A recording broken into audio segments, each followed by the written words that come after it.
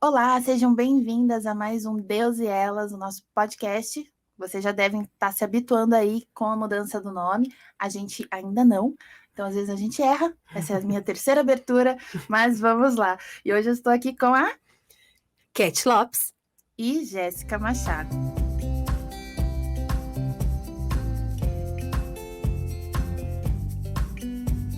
Para essa nossa nova etapa do podcast, né, a gente está aí em duas, num tempo mais curtinho.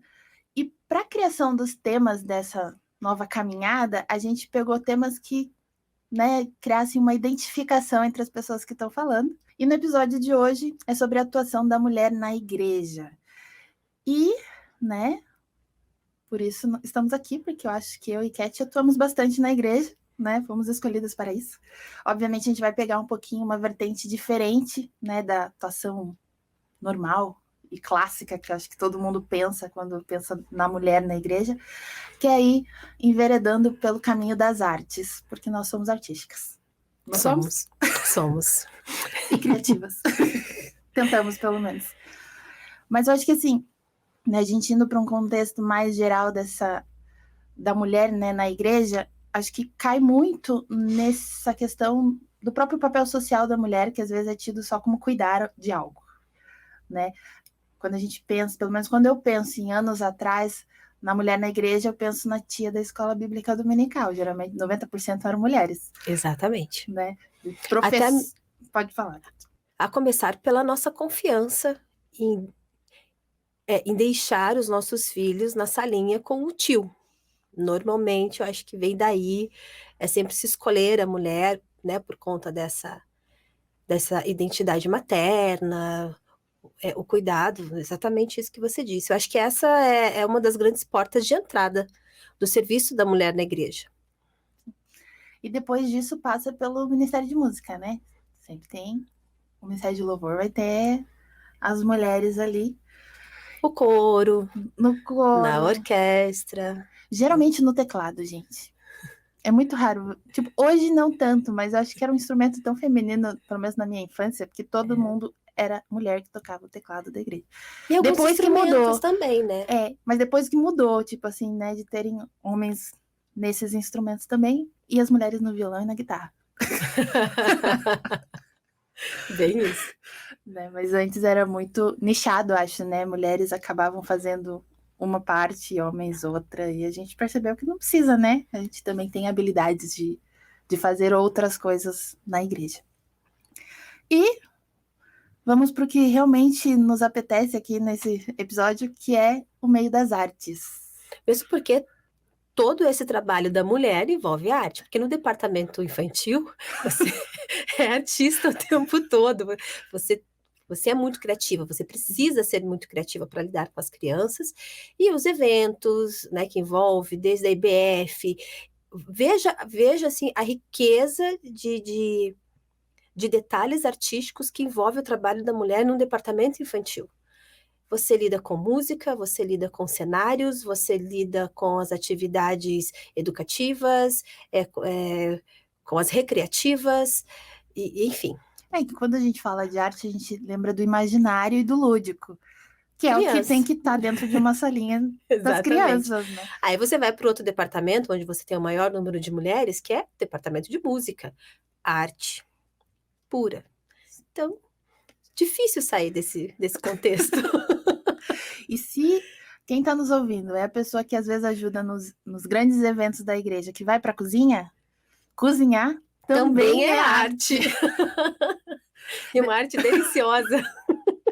Não, e leva aquilo, né, por gostar muito dessa parte também, eu acabo seguindo muitas páginas, né, nas redes sociais de questões criativas e de artes dentro do âmbito religioso e da igreja. E eu lembro que eu vi até peguei e fiz um print no texto, eu não vou pegar agora porque tá muito bagunçado no meu celular, mas uma frase eu até anotei. O Criador criou criaturas criativas. Né? Se nós somos feitos à imagem e semelhança, nós também temos esse traço da criatividade que Deus nos deu, né? E aí você me leva a uma frase que eu também anotei. Há um espaço para a arte na espiritualidade cristã, porque a Bíblia oferece tal espaço à arte. Na Bíblia, há muitas manifestações, a música e a poesia. Em termos literários, a Bíblia é um tesouro, a Bíblia é um monumento literário artístico. E aqui eu fiz um resumo, né, de algumas frases dentro de um texto que fala sobre as artes dentro da igreja, e tudo isso vem trazendo exemplos da onde que nós encontramos tudo isso na Bíblia, né, dos Salmos, dos versos de Jacó, de Paulo e Silas entoando hinos, de Miriam e Moisés, aí a gente passa por essa estrutura literária, né, dos versos da Bíblia, até chegarmos também no tabernáculo, né, onde reflete a arte na arquitetura, e por aí vai. Eu acho que ainda a construção do tabernáculo é uma dos grandes pontos, né? Porque ele reflete tanto a arquitetura, quando Deus também dá as orientações de como teria que ser as vestimentas. Então ele passa Sim. pela moda também. O tabernáculo, a gente pode dizer que ele era um lugar cheio de arte, né? Porque a sua arquitetura refletia a glória de Deus, e em seu meio, ali Deus perdoava e acolhia diariamente os seus filhos e filhas. Então, quando a gente pensa nesse Deus que cria as coisas com tanta criatividade, tão rico de detalhes, como que, de fato, ele não coloca essa essência em nós também, né? Principalmente se a gente parte aí do tabernáculo, aonde nós vemos ali um outro ato de Deus, né? Ele separando pessoas e as capacitando para isso. Então, de fato, o tabernáculo ele é um marco em relação às artes, assim, de um grande exemplo na Bíblia.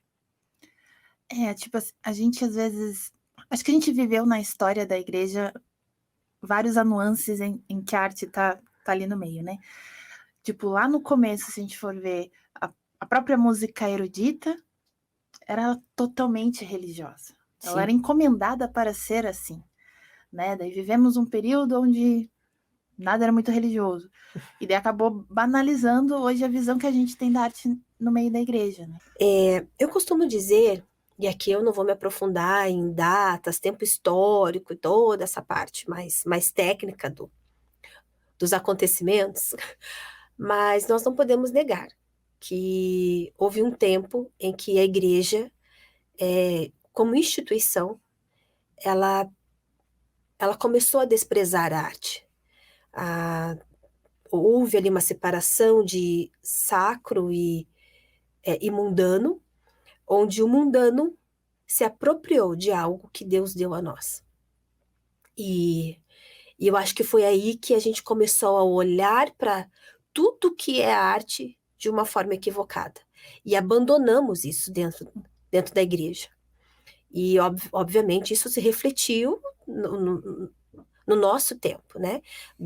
E você vê isso nas composições, você vê isso na arte como um todo, né? Pintura, escultura,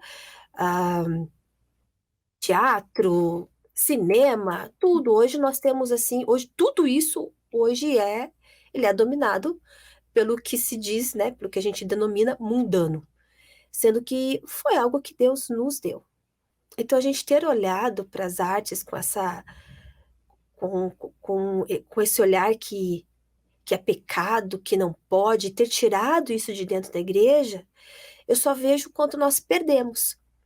Porque hoje, na nossa geração, com o mundo globalizado, com a TV, com o streaming, com teatros, com o cinema, Hollywood, nananã, e tudo, hoje a gente quer consumir algo e nós não temos. A gente tem que peneirar e peneirar muito. Porque assim, o que tem de muita boa qualidade não é aquilo que muitas vezes nos acrescenta. Sim. E aquilo que deveria nos acrescentar pela qualidade nós não assistimos. Isso. Quantas vezes a gente pega, a gente vê sobre um filme, é de crente, não deve ser bom. E nós somos crentes. Né?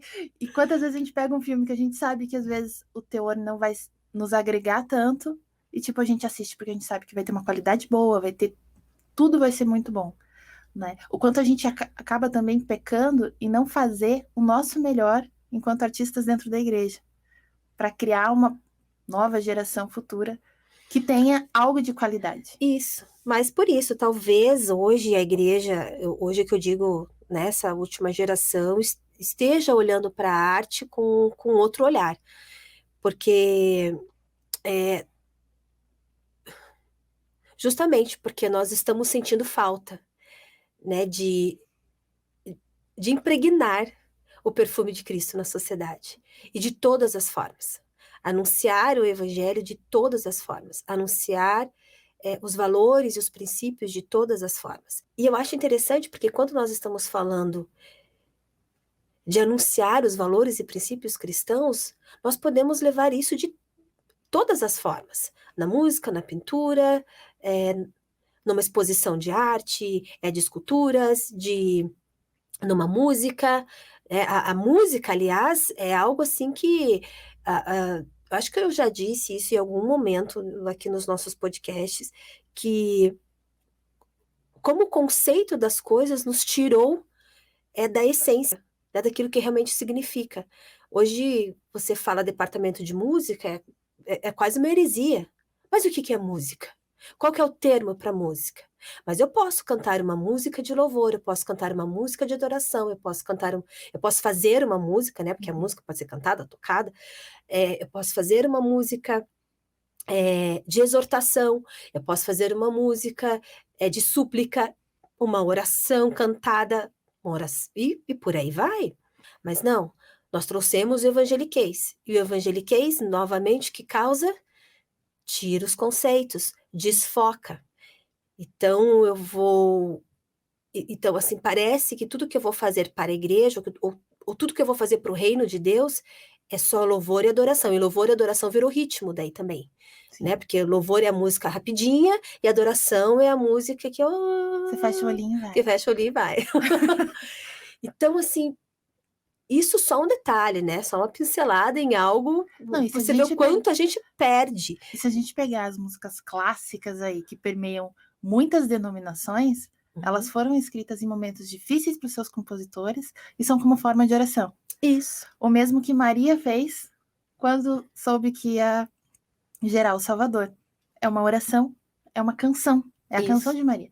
Então, tipo assim, na verdade, a arte por si só, ela é o reflexo da nossa mente e nós, como cristãos, devemos refletir Jesus por meio da nossa arte. Então, tem um escritor chamado Francis Schaeffer, que ele escreve o livro A Arte e a Bíblia. Que é muito bom. Que é muito bom. Eu já li e eu tenho. Olha, então, e ele diz, né, adorar a arte é um erro, mas produzi-la não. E o autor aborda de forma muito esclarecedora vários textos bíblicos que citam algum tipo da arte. Mas o interessante do livro é que ele passa pelo senhorio de Cristo. E quando é apontado esse senhorio de Cristo, acho que quando a gente reconhece esse senhorio de Cristo e a gente se deixa ser conduzido por ele, né? Eu acho que aponta toda a nossa totalidade humana e a gente consegue enxergar o todo sem ver pecado em todas as coisas, sem acusar, sem apontar para todas as coisas como se fosse um erro.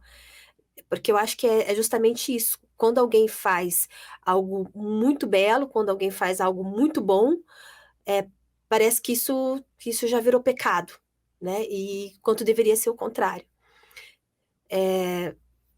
Não querendo ser polêmica demais, mas, por exemplo, quantos jovens dentro das nossas igrejas, ou né, jovens cristãos, hoje você vê em faculdades de artes? Deus o livre. Ainda é um tabu gigante. Então, como que a igreja ela vai produzir um bom teatro de musical de Páscoa e Natal, né? Porque basicamente são esses que acontecem dentro da igreja, com uma ótima qualidade. Sempre vai ficar no amadorismo. Sempre vai ficar. E aqui o amadorismo, gente, não sendo pejorativa, tá? Buscando novamente o conceito da palavra, né? Feito com muito amor, de fato, feito com muito amor. mas ainda faltando aquela ponta do profissional, aquele olhar do profissional para levar isso a outro nível. E faltando um ponto, né, tipo que nem eu citei, que o criador criou criaturas criativas, faltando a própria criatividade que vem dele, né? Porque quantos musicais de Natal a gente vê a mesma coisa? Tipo, eu sei que tem a história, tá ali pronta na Bíblia, bonitinho, mas existem tantas formas criativas de contarmos uma mesma história que a gente não precisa ficar todo ano no mesmo molde de peça teatral. A gente pode criar coisas novas. Sem falar que esses eventos por si só já são eventos evangelísticos gigantes, né? Imagine então isso sendo atrativo a mais, assim que as pessoas fiquem esperando esse momento na igreja, que envolve tantas pessoas, porque vejo quanto a arte ela movimenta as pessoas na igreja. Vai ter a apresentação da cantata das crianças.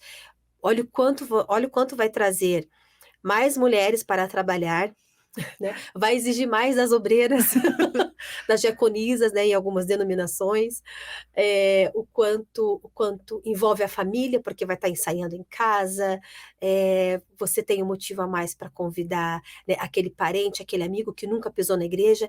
Então veja assim, como é uma forma de alcance tão amplo. E por que não investir nisso? Qual é o problema em investir nisso? Tem uma outra anotação aqui, que é justamente isso que você comentou. A arte nasce da necessidade de compartilhar. E todo compartilhar artístico, ele carrega uma ideologia. Qual é a ideologia que nós carregamos? O que nós queremos passar? Nós temos o que passar, que está dentro do foco do Evangelho, que são os princípios e valores cristãos, que é a verdade de Jesus, o único caminho. E se nós não anunciarmos isso, quem vai anunciar?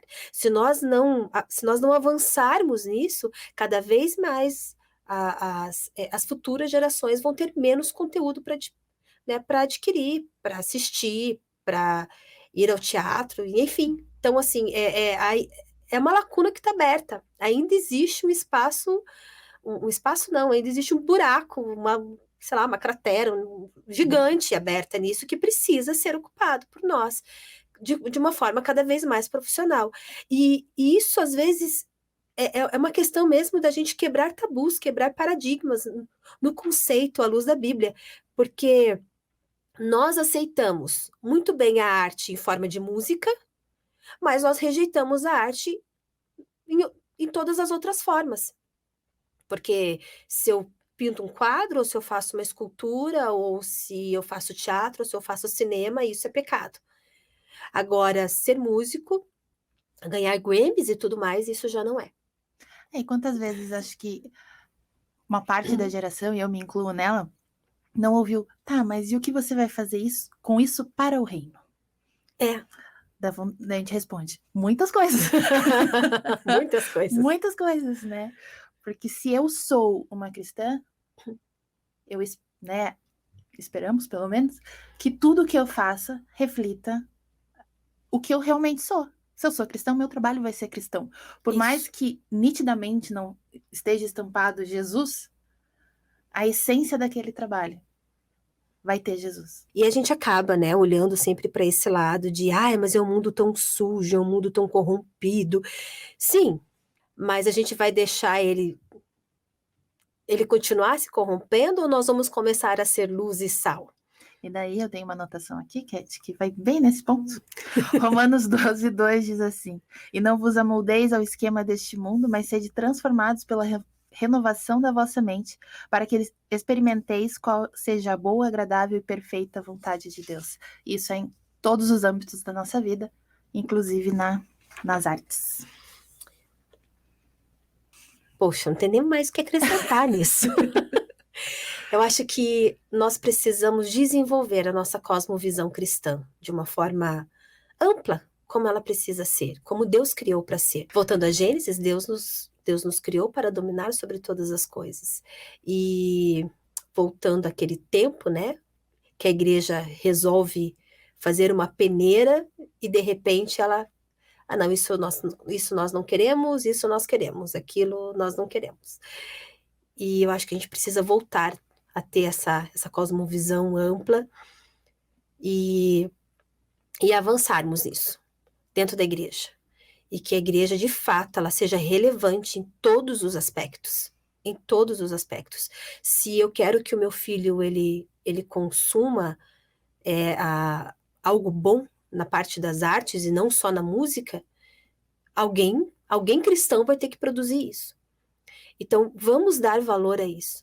Vamos tirar, né, dos nossos olhos esse preconceito para quem faz arte. Eu sei que para a igreja é muito mais simples, né? Ai, a minha filha está cantando no louvor. Ai, a minha filha vai ser cantora. Ai, que lindo! Ela vai ser contratada por uma gravadora e vai ser famosa um dia. Vai alcançar milhares de pessoas para Jesus. Ela pode ser uma atriz também. Isso que, sem a gente levar em conta que se a gente que nasceu num lar cristão gosta de arte, é porque a gente aprendeu isso na igreja. Nossas primeiras peças teatrais foram no Natal. Nossas primeiras participações no coral infantil foi na Páscoa. A gente aprendeu a ter essa relação de amor com a arte na igreja. Guria, isso é tão... Guria, isso é tão grandioso, porque você percebe que daí ao longo dos anos a gente vai deixando isso sempre como secundário. Aquilo que é talento, que é dom, nós não aperfeiçoamos, nós vamos deixar porque nós vamos escolher uma outra profissão e a arte na igreja nunca vai passar para o outro nível, nunca vamos avançar. E aí você tem as outras pessoas e que estão impregnando com outro perfume o mundo. E nós estamos inalando e comprando esses perfumes e usando esses perfumes. E o perfume de Cristo está guardado na gaveta. Está guardado na gaveta. Citando ainda Francis Schaeffer, ele diz assim que o cristão deve usar as artes para glorificar a Deus, não simplesmente como propaganda evangelística, mas como algo belo para a glória de Deus.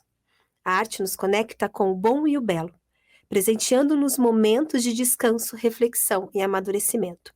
A serviço de Deus e conectada com a palavra do Deus Criador, a arte é o meio que nos eleva e nos eleva, trazendo Deus a nós e nós a Deus. Amém, é isso. Amém. E eu gostaria de finalizar, eu não vou lembrar exatamente o texto, né, se refere ao mesmo texto que eu mencionei no início, mas eu lembro que ele finaliza assim: se você for costurar, costure revelando Jesus. Se você for cozinhar, cozinhe revelando Jesus. Se você for pintar, pinte revelando Jesus. Se você for fazer um filme, revele Jesus. Então, que tudo que a gente possa fazer por meio da arte revele realmente a nossa essência. Que a gente possa impregnar o perfume de Cristo através da arte. É isso aí, gente. Eu acho que esse foi o episódio de hoje. Teoricamente, é um tema que eu e a Cat, a gente gosta muito, então a gente poderia ficar aqui por horas e horas e horas e horas falando. Nosso novo formato não nos permite, mas se você curtiu esse episódio, comenta lá que a gente pode, quem sabe, voltar e fazer um parte 2. Isso! Porque tem assunto. Ou se tem. Né? São anos, né, desde a criação do mundo que existe arte nele, então tem assunto para dar e vender. Mas é isso, gente. Espero que vocês tenham gostado do episódio de hoje. Nos sigam nas nossas redes sociais e fiquem atentas que na próxima semana seguimos aqui, eu e Losane. Agora com horário fixo. Isso aí. Às quartas-feiras, às 8 horas. Isso aí, até lá, ligadinha. gente. Tchau, tchau. Tchau.